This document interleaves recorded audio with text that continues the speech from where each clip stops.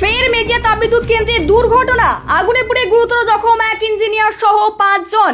ফের মেজিয়া তাপবিদ্যুৎ কেন্দ্রে ঘটল দুর্ঘটনা। আজ দুপুরে মেজিয়া তাপবিদ্যুৎ কেন্দ্রের 2 নম্বর ইউনিটে মেরামতির কাজ চলাকালীন আচমকায় ইলেকট্রিক ব্রেকার থেকে আগুনের হলকা বেরিয়ে আসে।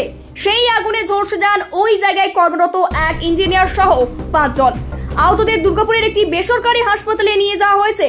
ডিভিসি পরিচালিত মেজিয়া তাপবিদ্যুৎ কেন্দ্রের 2 নম্বর ইউনিটে গত 1 আগস্ট থেকে উৎপাদন বন্ধ রেখে রুটিন মেইনটেন্যান্সের কাজ চলছিল।